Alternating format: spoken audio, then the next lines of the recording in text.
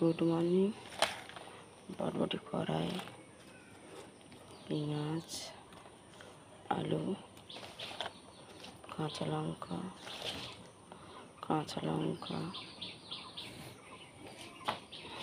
বরবটি কড়াই, আলু, পেঁয়াজ, কাঁচা লঙ্কা এটা ভাপি নেওয়া হবে। প্রেশার কুকারের মধ্যে দিলাম লঙ্কার গুঁড়ো, হলুদ, লবণ।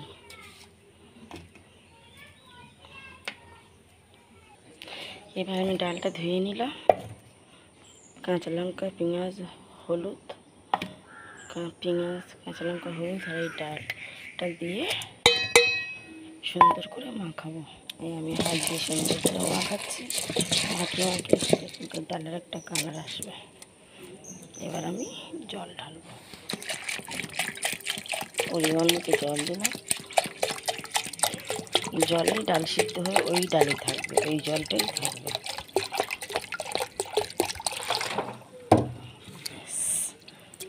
হয়ে গেল।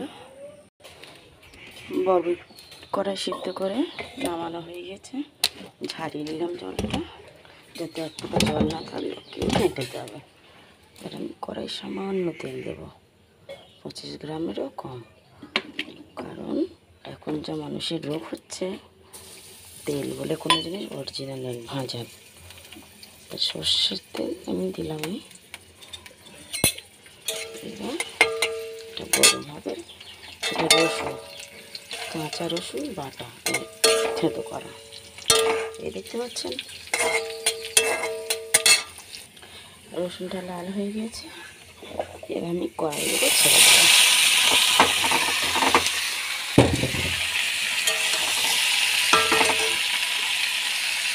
ডাল ঘুনা করে নেব। ডালটা আমি ঘুনা করে নিলাম। লবণ দিলাম পরিমাণ মতো। ডালটা নামিয়ে নেব।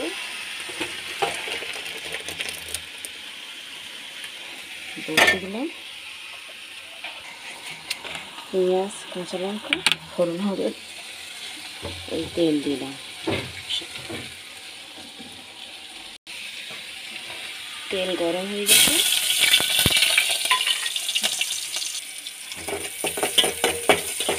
কাঁচা লঙ্কা পেঁয়াজ ভালো করে লাল করে নেব।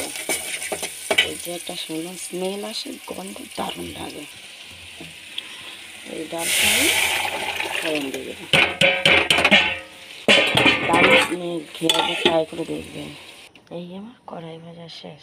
গ্রামগঞ্জের রান্না, সাদামাটা কাঁচা লঙ্কা তরকারি ভাজা, দারুণ লাগে। ডালে হালকা আলু হয় আর সিদ্ধ, খেতে দারুণ লাগে।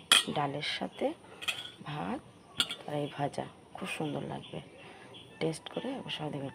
আমার চ্যানেলে যদি কেউ নতুন হন তাহলে অবশ্যই আমাকে সাবস্ক্রাইব করবেন, ফলো করবেন, কমেন্ট করবেন। দেখবেন দিদিভাইরা, দাদাভাইরা প্রত্যেকে ভালো লাগবে এই আইটেমটা। বাড়ির যে কোনো গ্রামগঞ্জের মেয়ে সুন্দর সুন্দর আইটেম, নতুন তো কিছুই হয়তো করতে পারছি না, পরিবেশনটা দেখাতে পারছি না, সেটা একটু ট্রাই করে দেখবেন।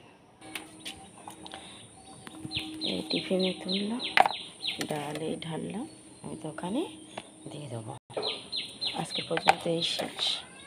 Thank you. ওকে।